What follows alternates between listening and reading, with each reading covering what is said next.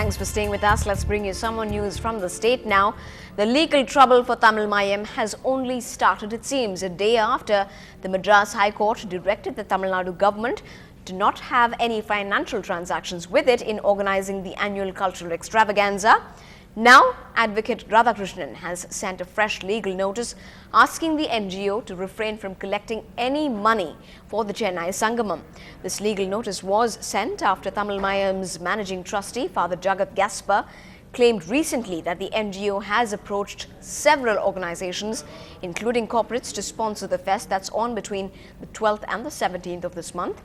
In the legal notice sent, it says that any collection of funds through sponsors by the Tamil Mayam would amount to contempt of court and therefore has asked the body to restrain itself from doing so.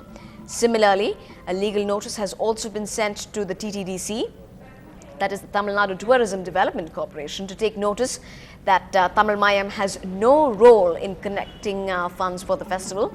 The notices to Father Gasper says that if the sponsor money has already been collected, it will have to be returned. The prime mover of the festival, Tamil Mayam's alleged involvement in the 2G scam, has cost it dearly.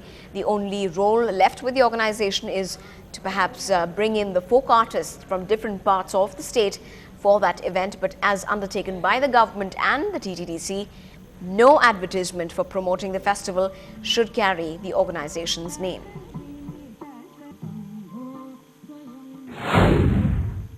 It is the claim of Tamil Mayam that we have already approached.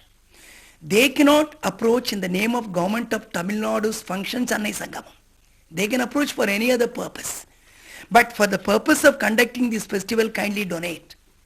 Even from private party they cannot do. If they do, it would amount to contempt of court because they function on behalf of the government of Tamil Nadu. And they tell the people, you see, give some money, we have to conduct Chennai Sangamam. It would amount to cheating. So, any member of the public can proceed against Tamil Mayam, not necessarily the petitioner. Now, the death of Sub-Inspector Vetrivel, who was left bleeding to death on a highway in Tirunelveli, is still afresh in each of our memories. The ambulance didn't reach on time and the ministers failed to help him, leading to his death. Now, there's a widespread public feeling that private ambulance services are faster and well equipped than government ambulances. But a call by our reporter Pratiksha Ramkumar to the state-run 108 emergency services showed that their operations are also effective but needed serious improvement. It's 7:15 on the clock and I am going to dial the emergency ambulance number now, 108. Let's see what they have to say.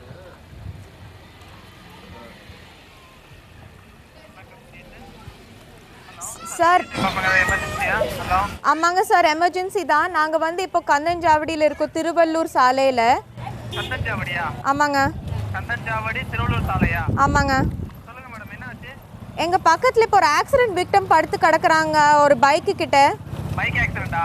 ஆமாங்க. கால்ல ரொம்ப அடி, blood எல்லாம் இருக்கு. கொஞ்சம் பேர் gather பண்ணிருக்காங்க, ஆனா ஒன்றும் ஹெல்ப் பண்ணல இது வரைக்கும். அது கண்டிப்பா நம்ம இன்ஃபார்ம் பண்ணிடலாம். நான் கேக்குற தகவல் மட்டும் சொல்றேன். எத்தனை பேருக்கு அடிபட்டிருக்காங்க? ஒரே ஒரு பையனுக்கு தாங்க. ஒரு ஆளுக்கு அடிபட்டிருக்கா? ஆமாங்க. சரி, அது என்ன டிஸ்ட்ரிக்ட் மேம் வரும்? இது வந்து பெருங்குடியில, சென்னையில பெருங்குடியில. சென்னையில பெருங்குடி அந்த ஏரியா பேரு? ஆமாங்க. ஆமாங்க. சரி, அந்த லேண்ட்மார்க் ஏதாவது இருக்கா? லேண்ட்மார்க் வந்து இது நிறைய ஐடி கம்பெனிஸ் இருக்குங்க. அடிப்பட்ட இடத்து பக்கத்துல என்ன இருக்கு? இது வந்து ஒரு சின்ன தெருங்க, ஒரு ஸ்லம் பக்கத்துல இருக்கு. இது வந்து சிடிஎஸ் அந்த மாதிரி ஐடி ஆபீசஸ் கிட்ட இருக்கு. ஐடி ஆபீஸ் பக்கத்துலயா? ஆமாங்க. உங்க பேரு? ஆர்த்திங்க. ஆர்த்தி, இப்ப நீங்க கால் பண்ணீங்க, வேற நம்பருக்கு உங்களை கான்டாக்ட் பண்ணா தகவல் சொல்லுவீங்களா? இதானே உங்க நம்பர்? ஆமாங்க. சரி, அப்படியே லைன்ல இருங்க மேம், ஆம்புலன்ஸ் டிபார்ட்மென்ட் கனெக்ட் பண்றேன். சரிங்க. Hello madam. சொல்லுங்க. வண்டி உங்களுக்கு சோழிங்கல்ல இருந்து வரணும் மேடம் உங்களுக்கு. ஓகே. கந்தன்ஜாவடி வரது ஒரு half an hour வெயிட் பண்றீங்களா? Wait பண்றோங்க. Well, we are still in Tiruvallur Salai. We have just received a follow-up call from 108. They have said that the vehicle is in Sholinganallur and it will take 30 minutes for the vehicle to reach here. We hope that it will at least reach in the promised time.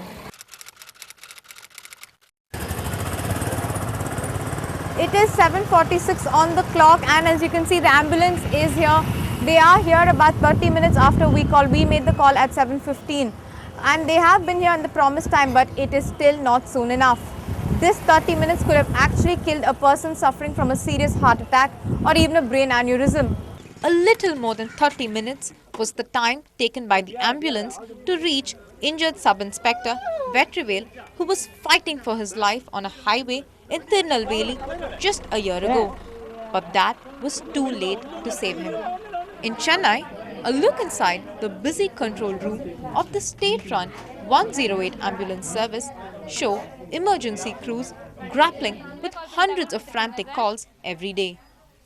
The response is almost immediate, but the time taken for them to reach the scene of emergency is blamed on traffic and the attitude of motorists. Public வழிவிட்டாங்கன்னா எந்த பிரச்சனையும் இல்லை. Sometimes அந்த டிராஃபிக்கில் வழிவிடாதப்போ கஷ்டமாக இருக்குது. Sometimes நிறைய பேர் self டிரைவிங்காக இருக்கிறவங்க கொஞ்சம் வழிவிடாமல் போகிறாங்க. அதை விட்டாச்சுன்னா மற்றது பின்னாடி ஆம்புலன்ஸ் போனால் பின்னாடியே ஃபாலோ பண்ணி நிறைய பேர் வராங்க. அது கொஞ்சம் இஷ்யூவாக இருக்குது. நைட்டில் லேன்ஸ் எல்லாம் போகும்போது இந்த டூ வீலர்ஸ் எல்லாம் பார்க் பண்ணி விட்டுருவாங்க, காரெல்லாம் பார்க் பண்ணி விட்டுருவாங்க. ஆம்புலன்ஸ் உள்ளே போகிறதுக்கு வழி இல்லாமல் இருக்கும். 108 in Chennai operates a little more than 10 ambulances at any given time. This is too small for the city's population and the number of reported emergencies in a day. A larger fleet and more locations is most likely to reduce response time and serve better. In Chennai, Pratiksha Ramkumar for NDTV Hindu. On to some national news now. The BJP has hit out at the UPA government over Telecom Minister Kapil Sibal's dismissal of the CAG's report on 2G spectrum allocation as well as the Bofors kickbacks issue. The BJP is preparing a strategy for taking on the government on the corruption cases that have come to light in 2010.